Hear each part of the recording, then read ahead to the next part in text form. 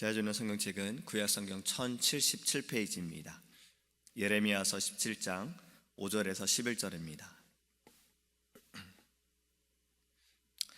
여호와께서 이와 같이 말씀하시니라. 무릇 사람을 믿으며 육신으로 그의 힘을 삼고 마음이 여호와에게서 떠난 그 사람은 저주를 받을 것이라. 그는 사막의 떨기나무 같아서 좋은 일이 오는 것을 보지 못하고 광야 간조한 곳 건건한 땅 사람이 살지 않는 땅에 살리라. 그러나 무릇 여호와를 의지하며 여호와를 의뢰하는 그 사람은 복을 받을 것이라. 그는 물가에 심어진 나무가 그 뿌리를 강변에 뻗치고 더위가 올지라도 두려워하지 아니하며 그 입이 청청하며 가무는 해에도 걱정이 없고 결실이 그치지 아니함 같으리라. 만물보다 거짓되고 심히 부패한 것은 마음이라. 누가 능히 이를 알리오마는 나 여호와는 심장을 살피며 폐부를 시험하고 각각 그의 행위와 그의 행실대로 보응하나니 불의로 치부하는 자는 자고새가 낳지 아니한 알을 품은 같아서 그의 중년에 그것이 떠나겠고 마침내 어리석은 자가 되리라. 아멘. 할렐루야.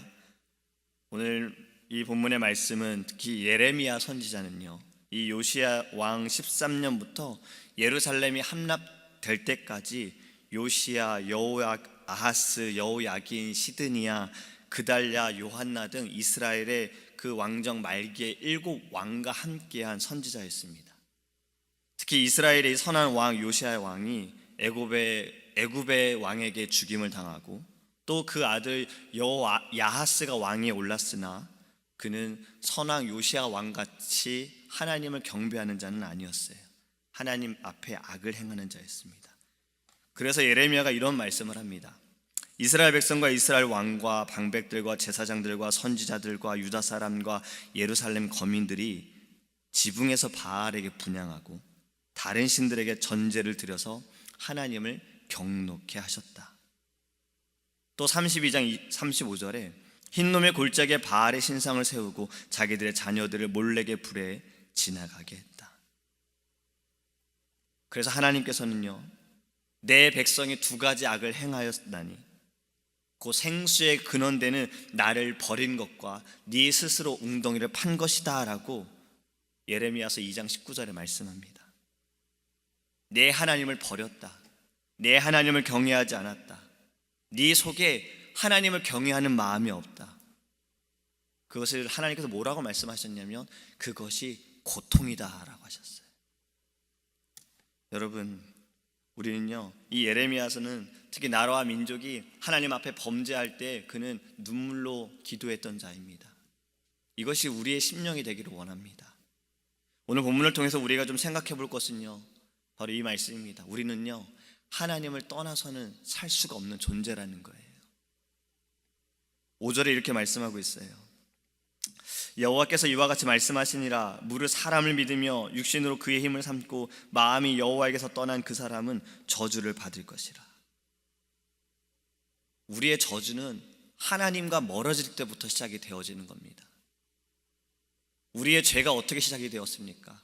에덴 동산에 아담과 하와가 범죄함을 통해서 하나님 말씀의 불순종함을 통해서 죄가 들어오게 된 거잖아요. 근데 이것이 저주가 되어진 것은 그 죄로 말미암아 하나님과 멀어졌기 때문에 저주가 되어지는 거예요. 우리의 저주의 개념이 나가서 이들이 땀을 흘리며 일을 해야 되고 애를 낳는데 고통을 받고 이러한 저주가 아니라 이미 불순종으로 하나님과의 그 관계가 멀어지는 것이 저주라는 것입니다. 그들은 어땠습니까? 지난주에도 말씀을 드렸죠. 부끄러웠던 거예요. 하나님의 낯을 피해서 나무 뒤에 숨었습니다. 여러분, 이스라엘 백성들은 어땠어요? 그들은 하나님과 동행할 때 하나님은 그들에게 계속해서 역사하여 주셨어요. 홍해를 가르셨지요. 불기둥으로 구름기둥으로 그들을 인도하여 주셨어요. 배고프다 할 때 만나를 주셨어요. 왜 이것만 주시냐고, 우린 고기가 먹고 싶다고 하나님께서는 메추라를 주셨어요. 또 목마르다 할 때 하나님께서는 물을 주셨어요. 하나님께서는 이들을 그렇게 인도하셨음에도 불구하고 이 백성들은 어떠했습니까?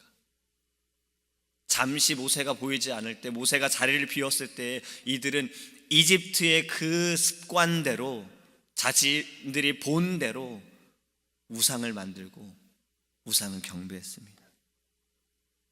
여러분, 하나님을 떠난 백성이 어떠한가? 그것이 오늘 본문 6절에서 이렇게 말씀합니다. 그는 사막의 떨기나무 같아서 좋은 일이 오는 것을 보지 못하고 광야 간조한 곳, 건건한 땅, 사람이 살지 않는 땅에 살리라. 하나님을 향하여 등을 돌리고 우상을 섬기고 이방신을 섬기고 하나님의 성전을 욕되게 하는 이스라엘들의 마음이, 그들의 심령이 보지 못한다라는 겁니다. 주님이 주시는 그 은혜를 모두가 받고 있음에도 불구하고 보지 못한다라는 거예요. 여러분, 예레미야의 39장의 1절에 이런 말씀이 있습니다.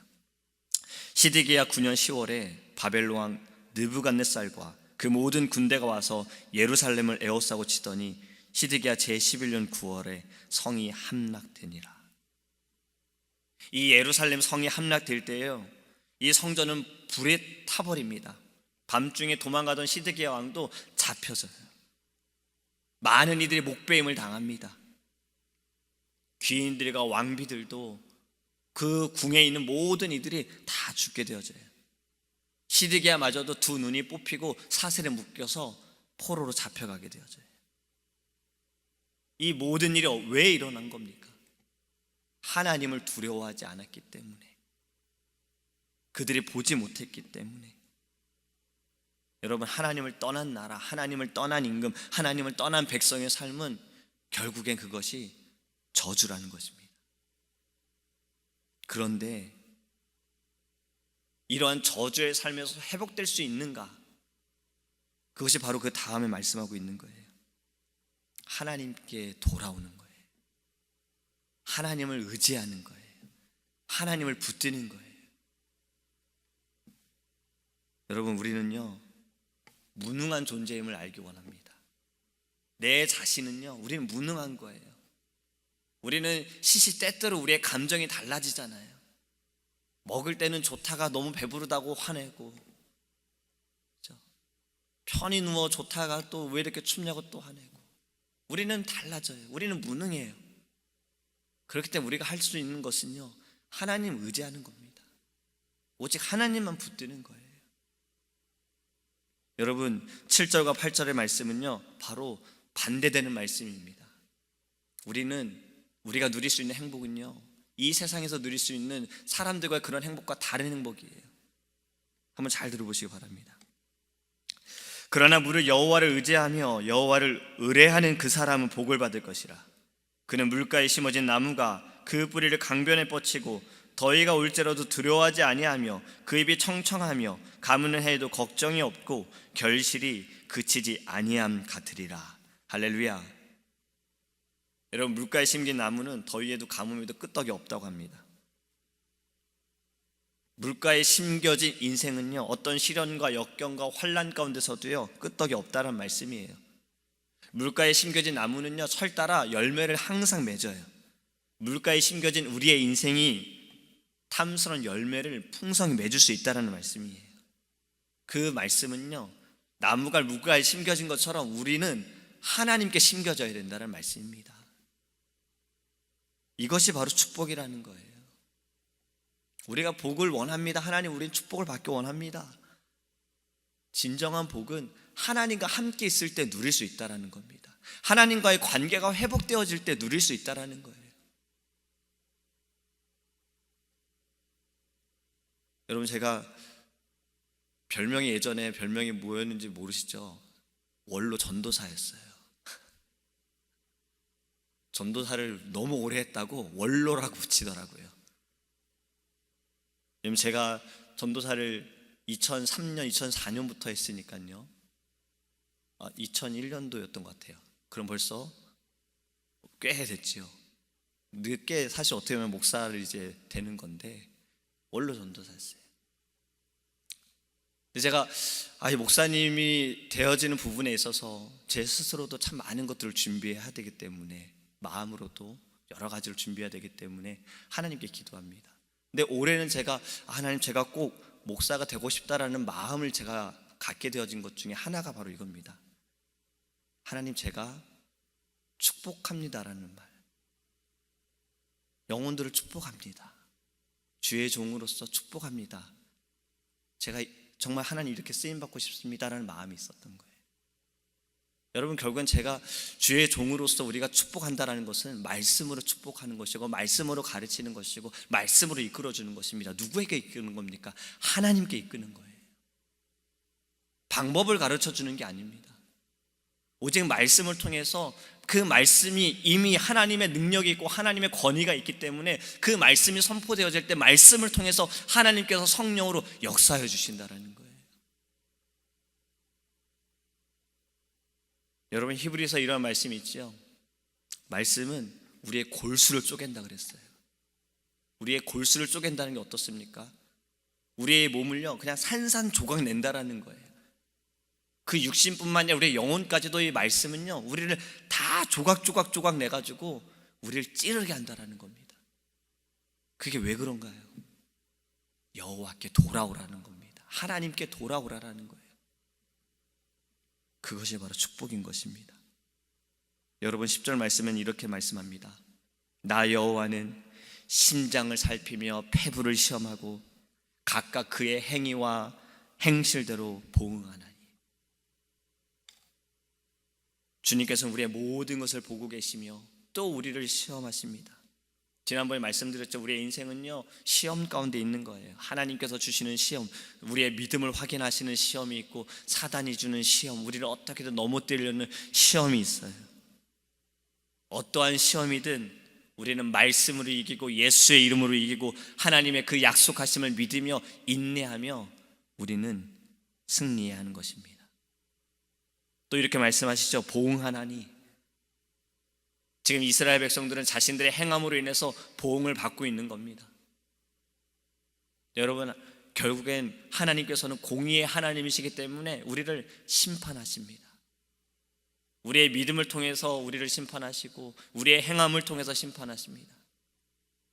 어제 목사님께서 말씀하신 것이 결론이 되어지기 원해요. 우리의 삶은 늘 깨어 있어야 돼요. 다시 오실 예수 그리스도를 기다리는 신앙이 되어야 합니다. 마라나타, 아멘, 주 예수여 어서 오시옵소서, 이것이 우리의 입술로만 되어지는 것이 아니라 여러분, 진짜 우리의 마음이 예수님 정말 오시기를 원합니다. 초대교회 성도들은 정말 다시 오실 예수님만 기다렸던 거예요. 다시 오실 예수님께서 나를 만났을 때 주님께서 무엇이라 말씀하실까, 그 마음으로 하나님께서 주신 지상 명령을 그들은 지킨 겁니다. 제가 역사를 좀 공부 계속하고 있다고 그랬잖아요. 보면 믿음 때문에 정말 죽어간 이들이 너무나도 많아요. 한마디만 하면 널 살려주겠다. 하나님은 그냥 저주한다는 말만 하면 너를 살려주겠다. 여러분, 그 당시의 죽음은 지금의 사형과 다릅니다. 약물 투여하고 전기로 죽이는 이러한 죽임이 아니에요. 배고픈 동물들에게 집어 던지고 산채로 불태우고 찢어서, 이러한 고통, 그걸 눈에 보면서도 그들은 부인하지 않았습니다. 폴리캅이라는 순교자가 있어요. 이 사람도 이제 죽음 앞에서 한마디만 해라, 하나님을 부인해라. 그 사람은 이렇게 얘기했습니다. 내 인생에 하나님은 한 번도 나를 부인하지 않았는데 내가 왜 그를 부인해야 합니까? 그게 그분의 마지막 유언이었어요. 여러분, 이러한 신앙이 마라나타, 아멘, 주 예수여 어서 오시옵소서, 이 마음을 가지고 있는 자들과 주의 나라에 들어가는 그 소망을 가지고 있는 자들의 고백인 줄 믿습니다.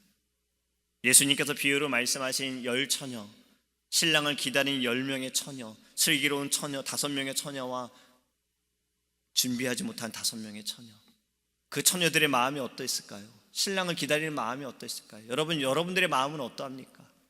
다시 오실 예수님을 기다리는 우리의 마음은 어떠합니까?